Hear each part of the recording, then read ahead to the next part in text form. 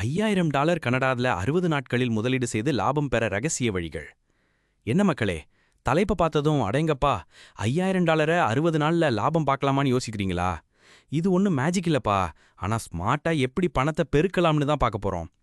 கனடாவில் living cost கூட தானே இருக்கு. அப்போ நம்ம $5000 சும்மா பேங்க்ல போட்டு வைக்காம கொஞ்சம் யோசிச்சு இன்வெஸ்ட்மெண்ட் பண்ண கண்டிப்பா லாபம் பார்க்கலாம். ஆனா 60 நாளுங்கிறது கொஞ்சம் ஷார்ட் டேர்ம். அதனால ஹை ரிஸ்க் ஹை ரிட்டர்ன் வழிகளை நாம அவாய்ட் பண்ணணும். அப்போ என்ன செய்யலாம்? முதல்ல ஹை இன்ட்ரெஸ்ட் சேவிங்ஸ் அக்கவுண்ட் பாருங்க. சில பேங்க்குகள்ல நல்ல இன்ட்ரெஸ்ட் ரேட் கொடுப்பாங்க.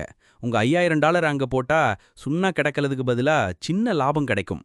அடுத்தது GICs, கேரண்டீட் இன்வெஸ்ட்மெண்ட் சர்டிஃபிகேட்ஸ். இதுல உங்க பணம் செக்யூரா இருக்கும். ஃபிக்ஸ்டான இன்ட்ரெஸ்ட் ரேட் கிடைக்கும். 60 நாள் ஷார்ட் டேர்ம் GICகள் கூட இருக்கு. இதுல ரிஸ்க் சுத்தமா இல்லைன்னே சொல்லலாம். மூணாவது, டிவிடெண்ட் ஸ்டாக்ஸ் பத்தி யோசிக்கலாம்.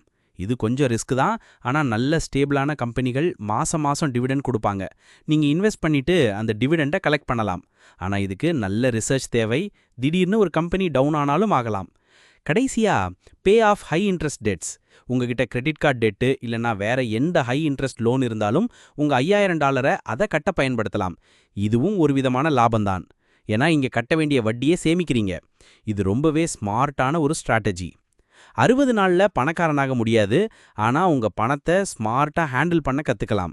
இந்த வழிகள்ல உங்களுக்கு எது சூட் ஆகும்னு பார்த்து முடிவு பண்ணுங்க. உங்க பணத்தை லாபமாக்க நீங்க என்ன செய்ய போறீங்க? சொல்லுங்க பாப்போம். தமிழர்.ca கனேடிய தமிழர்களுக்கான இணையதளம். கனடா தொடர்பான இன்னும் பல தகவல்களை தொடர்ந்து அறிய எமது சமூக வலைதளங்களை ஃபாலோ செய்யுங்கள்.